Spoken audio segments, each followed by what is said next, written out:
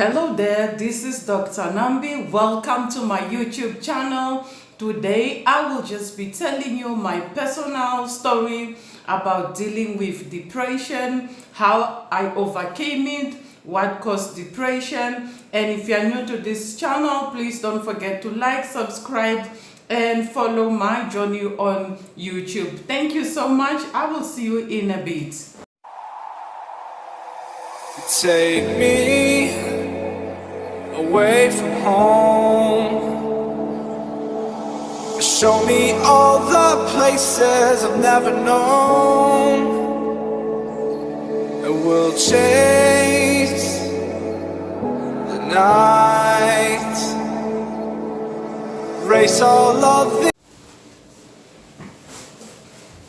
Welcome back again to my YouTube channel. So today we will be discussing about my personal journey dealing with depression. So first thing first, what caused my depression? So for some of you who might not know, I'm Dr. NAMBI. I'm a medical practitioner by profession. I'm a motivational speaker, inspirational speaker. And today I will be sharing you my story on, the journey that I took in order, to overcome depression. So my depression started when I started my career in medicine. I remember the year that I left Namibia was 2005 to pursue my career in medicine. So when I came, I had to leave, my family, my friends, and I came alone. And I took the journey alone to come and, pursue my career in medicine. So when I arrived in Pretoria, I didn't really have much of family. I think by then I just had one auntie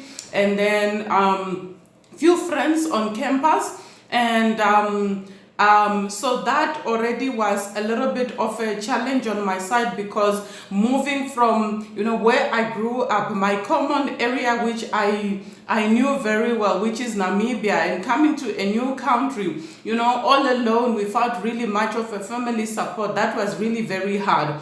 And then those days most of my family members didn't have phones, we didn't have WhatsApp and all these things. So we didn't really communicate that much. So sometimes it will take me a month before I can even communicate with my family. So that was already too hard on me. And fast track, before I even came to Pretoria to study medicine, I was in and out or on and off in a relationship. There was someone that I was involved with.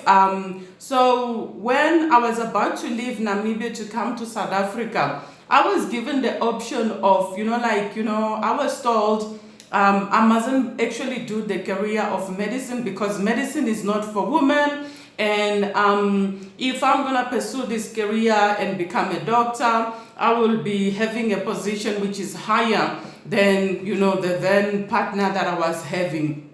So I spoke to my father, actually my uncle, who was always, my guider and, helping me to make, all these major decisions. So I spoke to my father and I told him, Pai Mario, this is the situation that I'm having.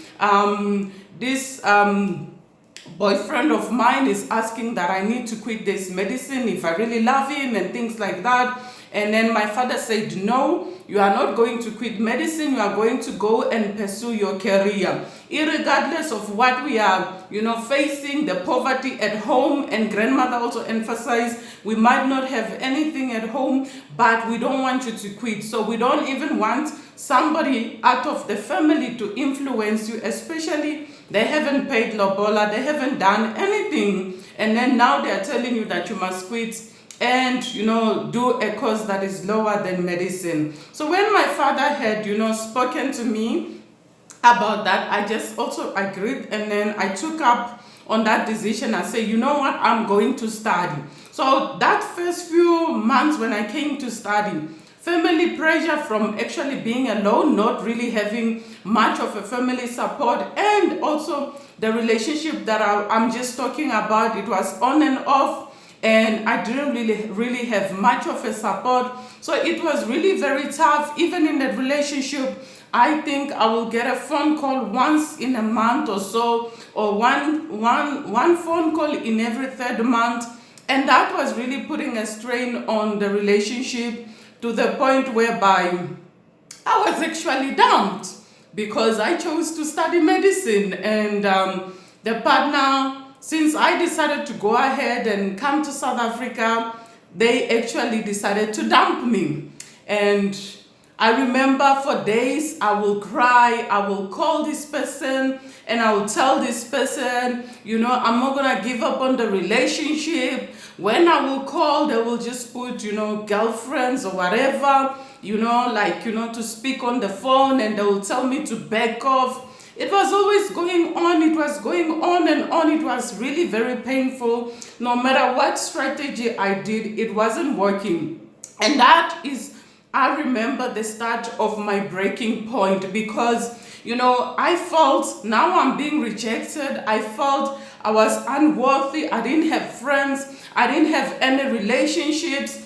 And here I was in a foreign country, and that just put a lot of strain on me, to the point whereby, I started to go into this, feeling guilty, feeling unworthy, losing concentration when, I'm in classes and they're teaching us. I don't even want to pay attention. And that's where, if you remember, there's video that I did on, how to become a medical doctor. And I spoke that it took me actually 7 years instead of 6 years. And the reason was because I failed. So that was what actually started the journey that contributed to my failure, because of, the relationship issues I was having, being dumped, and then being left and on my own, trying to deal with this new environment. It all contributed to my depression. And at the end of the day, I ended up failing my first year.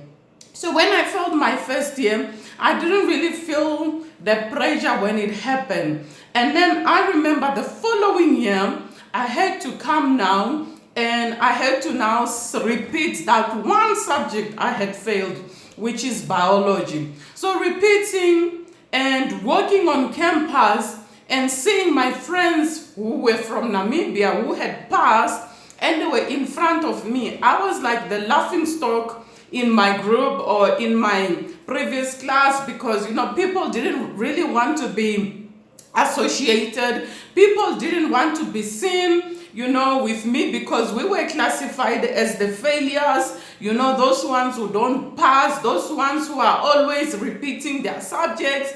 And it was so painful. And I remember after coming back to repeat that subject, I just had mental breakdown, because, the closest friends that I had, there was nobody anymore available. I was not in a relationship anymore. Everything was just falling apart. I remember I even went and I told my uncle, or Pai Mario, and I said, what, this is the end of it. I can't deal with this anymore. I'm going to quit, and I'm just going to, maybe concentrate on the journey, my spiritual journey. Let me just concentrate on maybe going to church. Maybe there will be a brother that will see me there. Maybe one day I can also be maybe Mamuruti. So so I had that, in my thinking. I just thought, if I can't, get, what I wanted, maybe let me go back to God, repent, and ask God to just lead me to the brother that I will be with. And I went back to church. Things didn't work out. And my pastor also told me, and there was a brother that was interested. So the pastor also said, no, unfortunately, if you're gonna be taking the spiritual journey serious, unfortunately, you need to cut down your studies. You need to come back home and concentrate fully on the spiritual journey. And I was told, God hasn't called me to become a doctor. If I have been called and I have been saved, I have been born again in this church, I need to stay in this church, and God hasn't called me to, go out of the church. So that was also something I spoke again to my father, and my father says, no, if that is the case, also leave the church and go and look for another church where you can worship. So it was a lot of things happening at once. And then when I came back repeating that subject, I went through a lot of issues, and I went through that, feeling so down, no concentration, and I just felt like, my life is finished. I don't have a reason to live anymore. And while I was going through that breakdown, I remember I went to one of the clinics at the University of Pretoria. So they actually then referred me to a psychologist, and that's when I started my my journey with the psychologist. I think once a month I will go there, where they will counsel me, will go through all these issues that I've been mentioning that I was going through. But irregardless of me going there, I was still not seeing any progress, any improvement. I just said I need to just go and talk to somebody that I don't know, that doesn't know what I'm going through. And the more I will talk, the more, I'm not actually getting anywhere. And it went on and on. I think it was for almost 6 months, and I didn't see any much of improvement, until I remember, 2006, I had a chance encounter.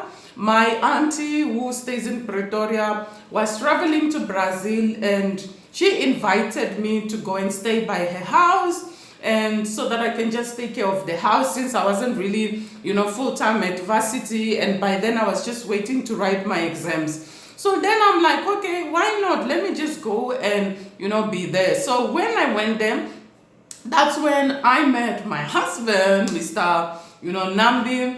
And then, so when I met this man, he was so interested in knowing what I was doing, all these things that was happening in my life. And that's when he proposed. He wanted to have a relationship with me. And I'm like, I'm just coming from this relationship that had failed, and things were not working out.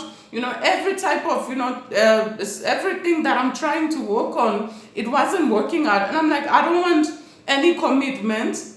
If I'm gonna date you, I'm not going to promise anything. Let's just see how it goes. And he also agreed and said, let's see how it goes. So we tried, and then bit by bit, he started asking me, but why are you repeating this subject? And I said, you know what? I went through 1, 2, 3. And then he's like, no, but, I see you are a clever girl. I see there's potential in you. If we work on your weaknesses, if we work on you studying extra hard, and you pass, with your 100%, even if you fail, you're gonna, drop down at 80%. Why not you put, extra effort on your schoolwork? And I'm like, okay, let me try. I've got nothing to lose. So I tried, and then I passed. And then I came back for my second year, and we still continued with our relationship. Then we had some ups and downs, but, all in all, that's when I started to open up, and I told him about my journey with the psychologist. I told him about my journey with depression and all these things, and he's like, no, the number one cause of the depression is obviously you had failed. If we can work on your studies again and you can get good marks, I think that can help improve, your depression. So I'm like, okay, I'm gonna put in extra work. So I started putting extra work. He will call me every night, midnight, 10 o'clock, and he'll be like, are you studying? And I will wake up and start studying. I will wake up and start to put more hours, into the books. And from being classified as the group that always failed, I started to also be in the group that always made it. So my journey started to change. And he started to tell me, I am beautiful. I am, I have this very beautiful, spirit, and he loves me. He really wants to take this, to another level. He wants to meet my parents. And, it went on, and I'm like, you know what? Maybe I'm missing something. Maybe this whole time I was praying for a partner, I was praying for a husband. while the husband is sitting right in front of me. And if the person has been there through my downs when I was, feeling like, unworthy, very guilty, and I felt like I need to end my life and just go and die, and somebody will come and see that I'm worthy. Someone can come and see that I'm still beautiful. Someone will come and see that, I have, something that I can give to the world. I say, you know what, maybe God meant me to be with this person. Maybe God meant me, to be attached to this person so that this person can help me to grow. And as I was dealing with my depression, I started to get better. Little by little, I started to cut down on the psychology meetings I was having, because every small thing that I will have, now I will go to him and I'm like, I'm having this problem and I don't know how to deal with, and he will be with me. He will be a shoulder for me to cry on. He will tell me, don't give up, no matter what, don't give up, have faith, God will help you to overcome that problem. He will pray with me. He will listen. He will just be there for me. Even, when he didn't really have much to give me, he had that ear to say, you know what, I will help you to get by through this journey. And that's what helped me to deal with my depression. That's what helped me until today. When I have pressures in my life, when I'm dealing with situations, and I know I can't take it anymore, I know I can't do this anymore, he's always been a pillar of strength. When I look at him, the support that he continues to give me, and I say, I thank God, because if I didn't meet such a partner who is able to be there for me, who is able to support me through my downs, through my ups, when things are going right and when things are going wrong, he's been there for me, providing help and support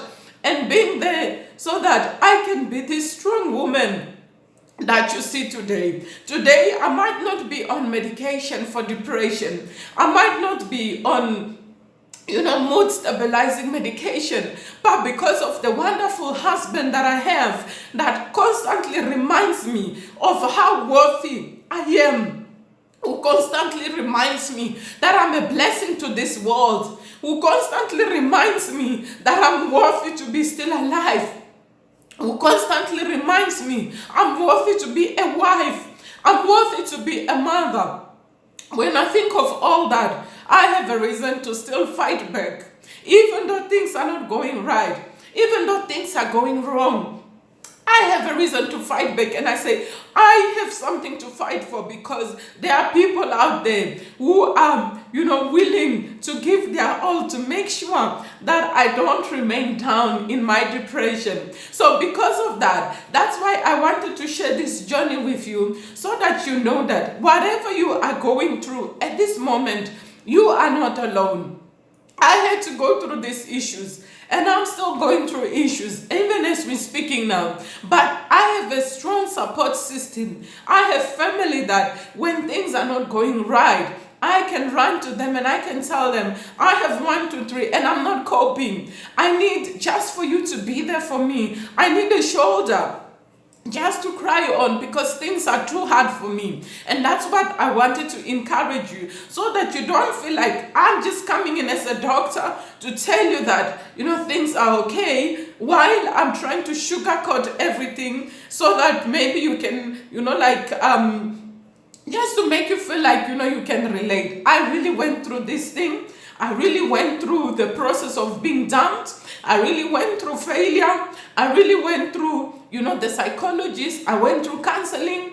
And today I am who I am because of the support that I continue to receive from my family, from my husband, and from my community. So that is my, story. That is how I went through with my depression journey. And if you are going through that at this moment, I just want to encourage you. Don't give up, no matter how hard, no matter how bad it looks. I know, things might be tough now, but don't give up. Stay put, hold on.